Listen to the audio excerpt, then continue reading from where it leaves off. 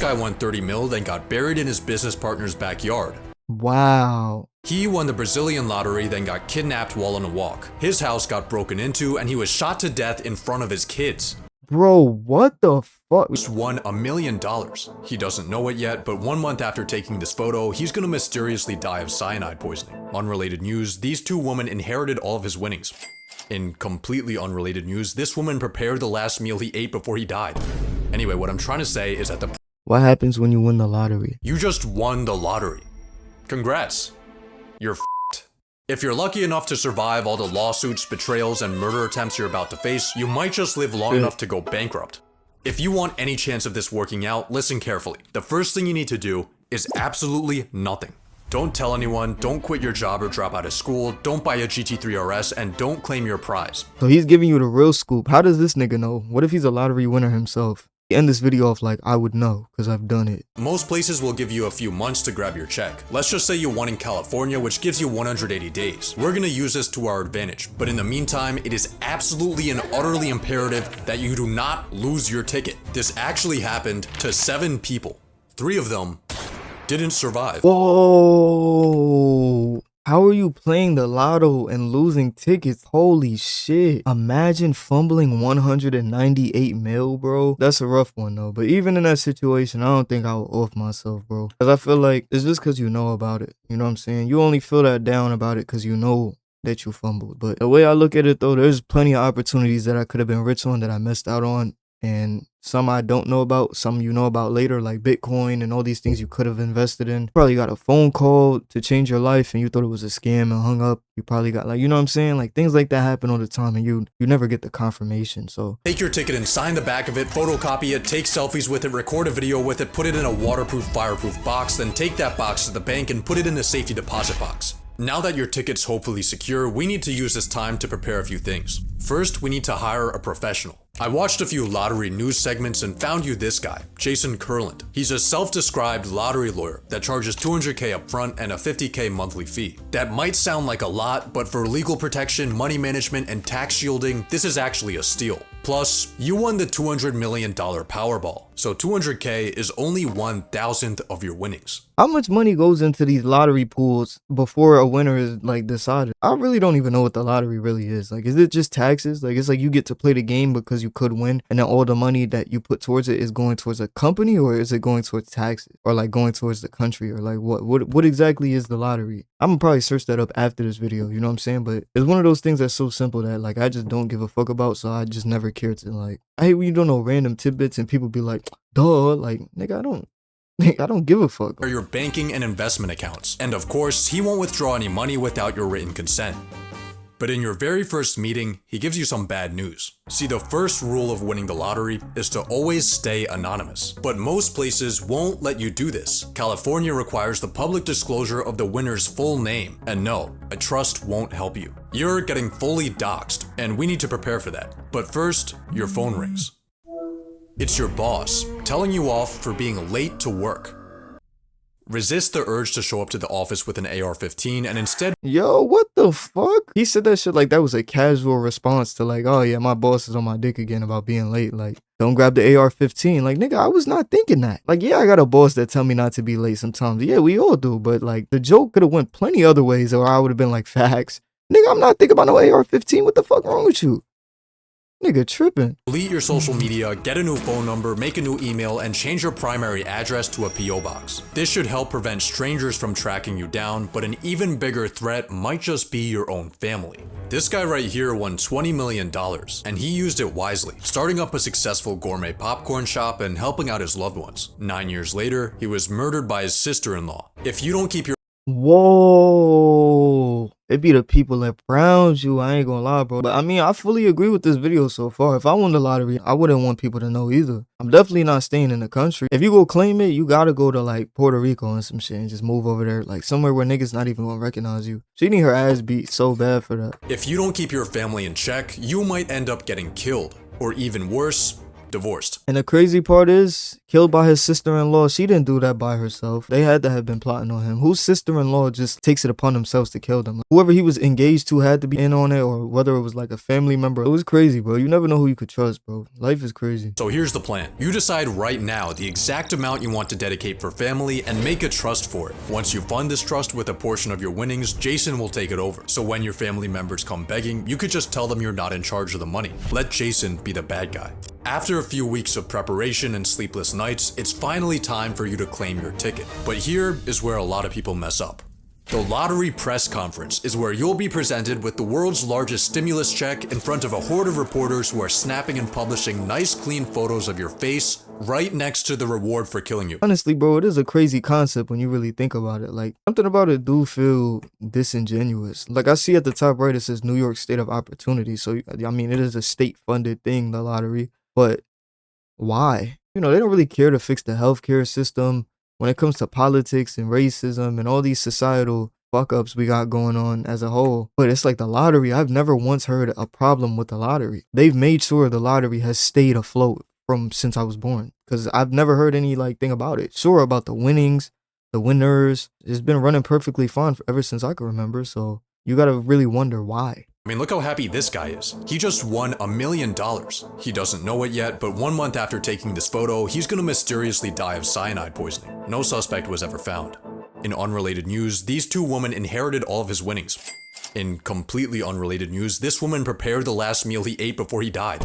Anyway, what I'm trying to say is that the Wow, yo, you cannot trust people, gang. I win the lottery, I might go to outer space. Conference might not be optimal for you. Luckily, there are some genius tactics you can use to reduce its potential harm. Renting a car will stop people from tracking your license plate. Wearing a disguise will lower your profile as long as it's not ridiculous enough to go viral. But the smartest way to handle your press conference is by not going. You're not required to show up for your media appearance. The massive check with your name on it will still get put on the news, you just won't be in the shot. Instead, you'll go to the lottery office without any cameras and quietly grab your normal size check.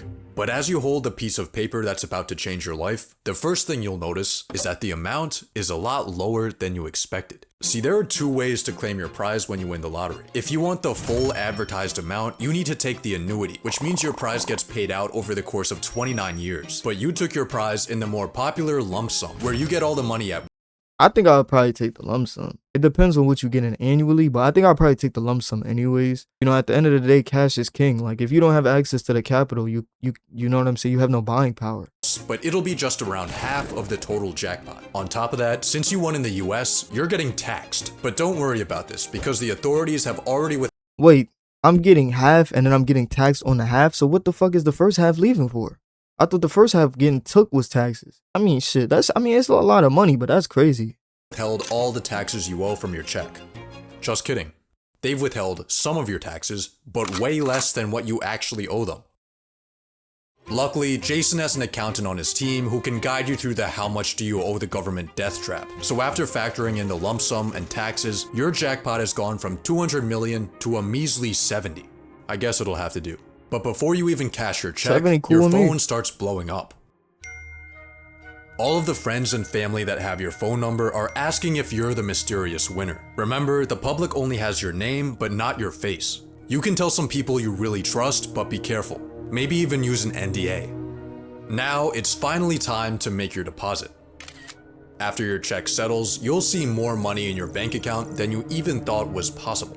Hopefully, you're using a larger bank and not a credit union where your checking account would probably be worth more than all of their assets combined, but even with a massive institution holding your money, you still have a problem. Only 250,000 of your dollars are insured. That's 6% too high. I didn't know that was a thing. Really? So only a certain amount of the money is insured. So what do? Do you just diversify your portfolio? You kind of just spread it between different assets? And just hearing that, I'm not keeping that shit in the bank. Like, you know what I'm saying? I wouldn't even trust that. I'm breaking that shit in between gold bars, Bitcoin, all type of shit.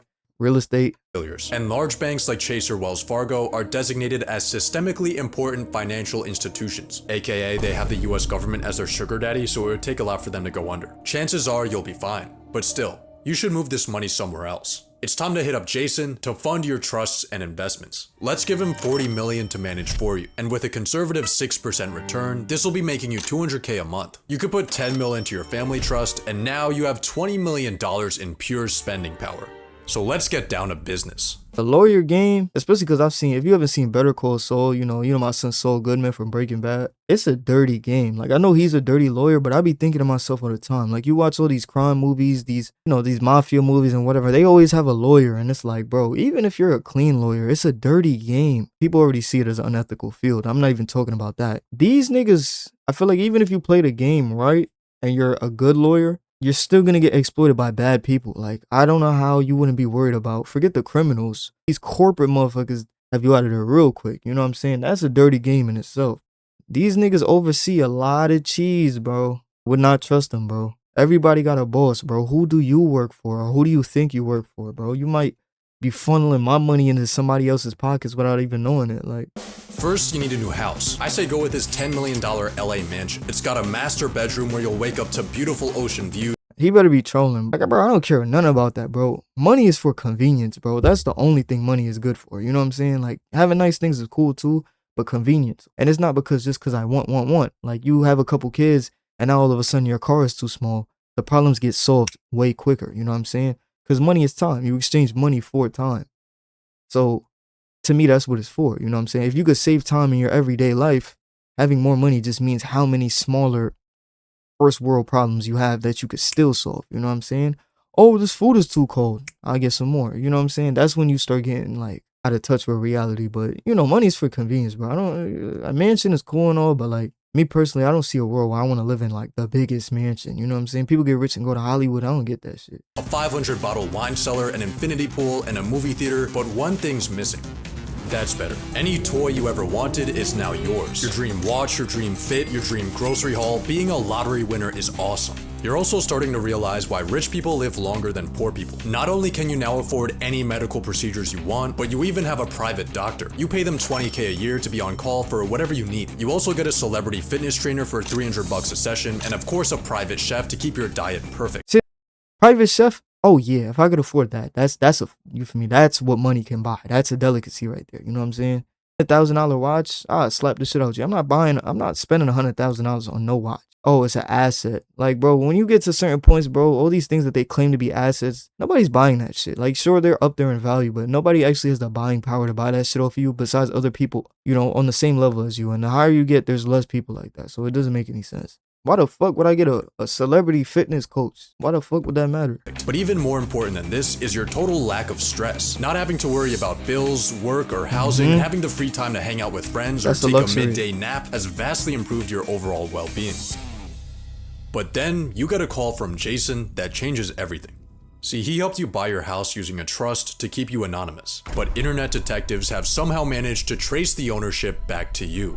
On top of that, news reporters have been silently taking stalker shots of you on your daily routine. And all of a sudden, your face and your address are front page news. Your phone immediately starts blowing up, except this time, it's not just your friends and family, it's strangers. You start getting hundreds of letters in the mail. People are telling you their life stories, how all they need is 10 grand, 5 grand. Someone even shows up to your house. I think it's time for you to hire some bodyguards before things start getting worse. This sucks so fucking bad, bro. This sounds like a nightmare, bro. Like, it's certain things, bro, where I realized growing up, like, I didn't care for. Like, for me, that's what kind of really killed my hoop dreams. You know what I'm saying? Like, everybody had hoop dreams, but I don't think my hoop dreams was as strong as everybody else. Like, you could say I thought I was going to the NBA, but like, I know I didn't believe that as much as like most people. Like, I really like still had my mind set on like other shit. Like, I wanted to be a YouTuber way more than I wanted to be in the NBA. But that's what I cared about first. Before I ever played sports, I liked YouTube. I like seeing people create their own thing. It was like having your own TV channel, you know what I'm saying? Your own community. I did a bunch of different things in between that, and then somehow I'm right back making YouTube videos after 4 years of not making one. What you're really into will always find its way back into your life. But even that being said, bro, I would never want to be Castanet. You know what I mean? Like, I don't want to be that famous. There's plenty of YouTubers that live off of YouTube that are rich that you don't know. And that's exactly who I want to be. You know what I'm saying? And even if a lot of people know them, you've never seen them in real life. They've never popped up on your social media feed of people taking pictures, seeing them with life, they might get recognized, because I've experienced that before anyways, you know what I'm saying? I used to do TikTok. Sometimes I would get recognized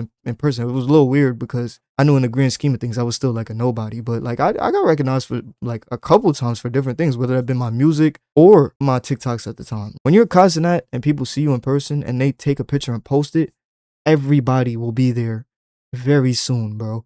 Like, I would not want that shit. You know what I mean? Like, I would not want that. So having to have a bodyguard and all that sounds very uncomfortable. You know what I'm saying? Like, I know it. You don't just end up at the top. You know what I'm saying? If you just shoot up to the top like that, you're definitely gonna fall back down. So I'm not really worried. I know the type of effort that it takes to stay in that realm of the Mr. Beast and the Kaizenat. Like, it doesn't just happen. It may look like it, but it doesn't just happen. And I know I'm not gonna take that step. And by worse, I mean you might get killed. It's kind of a rite of passage for lottery winners. This guy won 30 mil, then got buried in his business partner's backyard. Wow. He won the Brazilian lottery, then got kidnapped while on a walk. His house got broken into, and he was shot to death in front of his kids. Bro, what the fuck? Yo, the world is a cruel place, bro. That's what I'm trying to say. You gotta win in silent, bro, because niggas don't want to see you win, bro. People, like, you never know who's watching you, bro. You gotta really sturdy up at all times, bro. You never know, bro. It's not just a movie. Somebody could be stalking you, bro. Have you ever even checked sometimes, take the precautions to see if somebody was stalking you? Like, certain things, bro, you really got to double check and just, like, you can't just be living your life assuming just because you're an average Joe. The same way you're ugly to some people and attractive to some, you might think you're an average Joe to most people, but what about those couple few? What are you to them? Are you their idol? Do they look up to you? Are they jealous of you? Do they hate you? Are you a nemesis? You don't know, bro. You got to really pay attention to shit like that. But you have one advantage over all these unlucky winners: your location. Most of these tragic fates happened in not so great neighborhoods. You, on the other hand, are in a $10 million LA mansion, surrounded by people who are familiar with money. Hopefully this will protect you from any real danger and allow you to peacefully live the high life. But what your mansion can't hide you from are your relationships. Friends are going to come out of the woodwork. Family that they never knew they had. Everyone's going to be asking for handouts. Friends? I lost just about all my friends from New York. When you win, everybody you know thinks they won too. You have to manage to say no to these people. It's gonna make you feel guilty, but the truth is, if you gave everyone money that...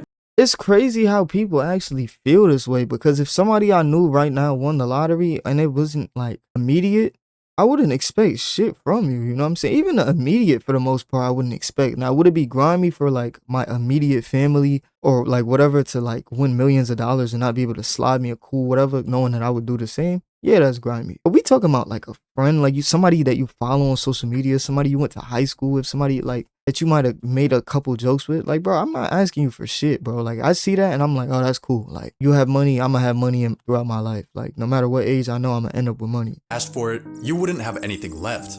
Your mansion's upkeep costs you $50K a month. Maintenance for your car is an average yearly salary. Dumb. Your private chef, your trainer, your doctor, your bodyguards, Erewhon, Equinox, rich person parties, woman, across Rich person parties with a baby oil and currency is crazy. everything, your monthly expenses are clearing 6 figures. But even worse than the broke people begging you for money are the rich people Nigga, is that messy? clearing 6 figures. But even worse than the broke Bro, is this not messy? What the fuck?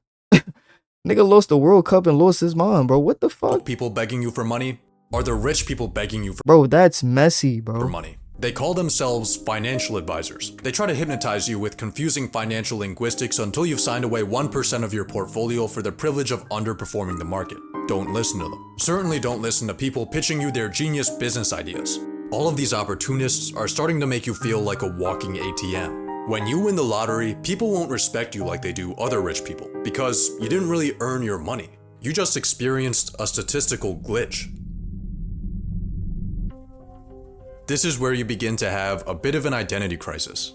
All you are and all you're known as is the guy that got lucky. When you meet new people, it's often people will say, well, what do you do? Especially in my circle of people, most people were working or trying to put themselves through college. And, oh, I just won the lottery and I just sit around. That's not something that I wanted to say. One day as you're contemplating the meaning of life, a mysterious man walks up to you, and he's here to inform you that you're being sued. A random guy you've never seen in your life is claiming that he bought your ticket, and he's coming for all of your winnings. He's gonna bring full. I'm the winner. God took me to that gas station. wanted to ask, man, is there any truth to these claims about the stolen ticket? Luckily, you're gonna be fine because you have legal protection from our boy Jason. Jason? A New York attorney known as the lottery lawyer is now charged with extorting lottery winners in a $107 million scheme. This sneaky Rufus Gerbil looking motherfucker. It's a dirty game. Didn't I just say that 5 minutes ago? I said I don't trust that shit. It's a dirty game, bro. At the end of the day, your word is your bond and all you got is you, bro. That shit is crazy. Jason helped a lot. He was the first guy I called. We're gonna have a lot of fun with this. Jason Kurland, along with 3 others, now facing charges ranging from wire fraud to money laundering. Well, in hindsight, giving this guy access to our finances was a pretty stupid decision and totally stole around $10 million from you. He's obviously going to prison, but that's money you're not getting back. But hey, at least you have a mansion to cry in. Among the thousands of people in Southern California who have lost homes in the wildfires is the winner of the biggest lottery jackpot in history. Just when you think things can't get any worse, you suffer the same fate as $2 billion Powerball winner Edwin Castro, and for some reason a large amount of lottery winners, your multi-million-dollar.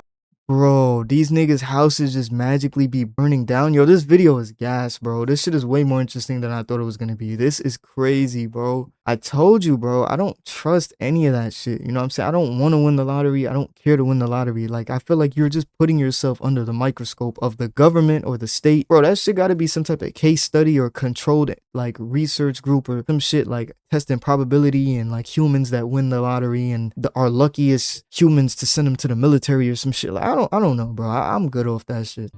It seems like your luck has run out. You're getting sued, you've been robbed of millions, and your home is gone. Your misfortune is of course front page news. Everyone loves a good downfall. And you've become just another lottery failure. Or have you? Some sources claim that 70% of lottery winners go bankrupt. Others say that it's 1 in 3. Which is it? The correct answer is neither. Real studies have shown that lottery winners are healthier and live. What is real studies though? Like, nigga, can I trust you? This whole video was a fucking like, don't be playing with my head, bro. Longer. They have a lower chance of being overweight. They have higher long-term life satisfaction. They don't get socially isolated. Instead, they spend more time with friends. One study found that in a 5-year time span, only 5.5% of observed lottery winners went bankrupt. And these were even based on smaller wins. You're actually at a higher risk of bankruptcy if your neighbor wins the lottery. Most lottery winners don't get assassinated. Most lottery winners don't go broke. Most lottery winners get freedom, health, and happiness. So when you win the lottery, here are the final steps you need to take. Fire Jason Kurland, cash that home insurance check, win your lawsuit, move somewhere far away, and relax. Because you were never fucked. Most lottery winners aren't. But maybe it just makes us feel better if we think they are. Hey, I'm telling you, this nigga that made this video definitely won the lottery. You're not fooling me, bro. And I'm not even about to out you because who am I, right? Who the fuck gonna listen to me? But I know you know. But anyways, man, that was an interesting video. If you liked the video, make sure you like, comment, subscribe. Let me know what you want me to watch next. And until then, thank you for watching.